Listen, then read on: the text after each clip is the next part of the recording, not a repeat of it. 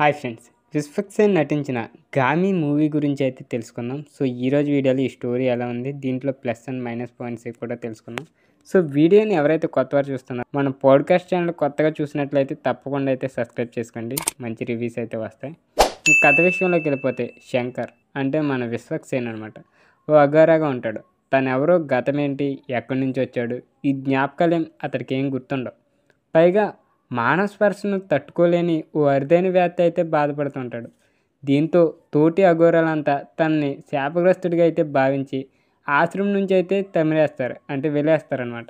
ఈ క్రమంలోనే తను తాను తెలుసుకునేందుకు అన్వేషణ అయితే మొదలు పెడతాడు. తన సమస్యకు పరిష్కారం హిమాలయాల్లోని ద్రోణగిరి పర్వత శ్రేణుల్లో 36 ఏళ్లుగా ఒకసారి వికసించే మలిపాత్రల్లో ఉందని ఓ స్వామీజీ ద్వారా అయితే తెలుసుకుంటాడు.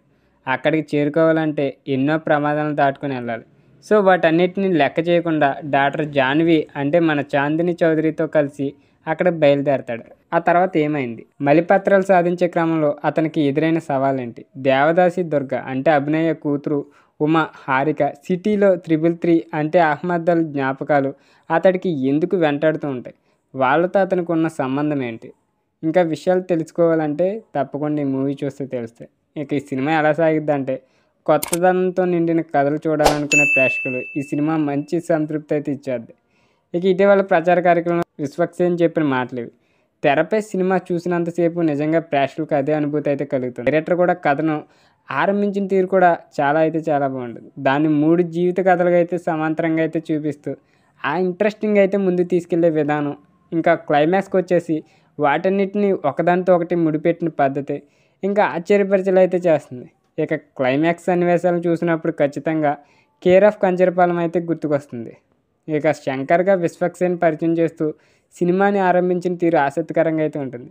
ఇక తోటి అఘోరాలంతా తనపై దాడికి ప్రయత్నించడం, ఈ క్రమంలో వచ్చే కుస్తీ పోటీ, దాంట్లో తలపడే క్రమంలో మానస్పర్శ తగిలినప్పుడు తన శరీరంలో వచ్చే మార్పులు, ఇవన్నీ శంకర్ గతంపై ఆసక్తి కలిగించేలా అయితే చేస్తాయి. ఆ వెంటనే దేవదాసి దుర్గ కథ తెరపైకి అయితే వస్తుంది. ఈ ఎపిసోడ్లో దేవదాసి వ్యవస్థను చూపించిన తీరు కూడా మెప్పించిందనే చెప్పొచ్చు. ఇక దుర్గా కూతురు ఉమా కథే ఈ సినిమాకి అయితే మూలం అని చెప్పొచ్చు. ఇక వీళ్ళ జీవితంలో సంఘర్షణ కూడా ఆడియన్స్ పల్స్ని అయితే బలంగా తాగుతుంది. ఇక మనుషులపై జరిగే అక్రమ వైద్య ప్రయోగాలు నేపథ్యంలో వచ్చే కథ కూడా ఉత్కంఠభరితంగానే ఉంటుంది. ఇక సిటీ 333పై జరిగే ప్రయోగాలు, అతన్ని బంధించి ఉంచిన ప్రపంచం, అక్కడి నుంచి పారిపోవడానికి చేసే ప్రయత్నాలు చాలా థ్రిల్లింగ్ అయితే ఉంటాయి. ఇక ద్రోణగిరి పర్వత శ్రేణులకు చేరుకునే క్రమంలో శంకర్ జాన్వి చేసే అడ్వెంచరస్ ప్రయాణం ఆకట్టుకుంటుంది. ఇక ఇంటర్వెల్స్ వచ్చే సీన్లు అయితే చాలా బాగుంటాయి. ఇక ఇంటర్వెల్ తర్వాత అంచనాలు పెంచిపోతాయి ఆటోమేటిక్గా. ఆ తర్వాత కథ పెద్దగా ముందుకు సాగినట్లయితే అనిపిస్తుంది. ఉమాను బలవంతంగా దేవదశగా మార్చేందుకు ఊరి సర్పంచ్ వేసే ఎత్తుగడ, ఈ క్రమంలో తప్పించుకునేందుకు ఆ పాప చేసే ప్రయత్నాలు బాగుంటాయి. ముఖ్యంగా క్లైమాక్స్లో వచ్చే సింహం సీక్వెన్స్ అయితే ఆకట్టుకుంటుంది. ఇంకెవరెలా చేశారంటే, అఘోర పాత్రలో విశ్వక్సేన్ అయితే ఒదిగిపోయాడనే చెప్పొచ్చు. భావోద్వేగ సన్నివేశాల్లో చక్కటి నటన అయితే కనబరిచాడు. ఇంకా సిటీ 333 పాత్రలో మహమ్మద్, ఉమా పాత్రలో హారిక నటన కూడా చాలా ప్రేక్షకులను కట్టపడేస్తుంది. ఇక జాన్వి పాత్ర కోసం చాందిని పడిన కష్టం తెరపై కనిపిస్తుంది. దేవదాసిగా దుర్గా పాత్రలో అభినయ నటన మనసులను అయితే హత్తుకుంటుంది. దర్శకుడు ఈ కథను తీర్చిదిద్దిన తీరు, తెరపైకి తీసుకొచ్చిన విధానం బాగుంది. అయితే కథలోని కొన్ని అంశాలు లాజిక్ దూరంగా ఉంటాయి. మనుషులపై జరుగుతున్న వైద్య పరిశోధన నేపథ్యంలో వచ్చిన కొన్ని ఎపిసోడ్స్ మాత్రం అర్థం కాదు.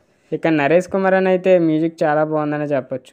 ఇక ప్లస్ పాయింట్స్ వచ్చేసి కథ, స్క్రీన్ ప్లే, విశ్వక్సేన్ నటన, ఇక visual effects, climax scenes, interval scenes అయితే చాలా బాగుంటాయి.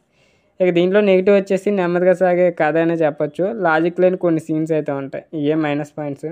సో మూవీ అయితే మీలో చాలామందికి నచ్చిద్ది అనుకుంటున్నాను. ఈ మూవీని మీలో ఎంతమంది చూసారో కింద కామెంట్ రూపంలో తెలియజేయండి. వీడియో నచ్చితే తప్పకుండా లైక్ చేయండి. ఇలాంటి ఇంట్రెస్టింగ్ స్టోరీస్ కోసం మన ఛానల్ తప్పకుండా సబ్స్క్రైబ్ చేసుకోండి.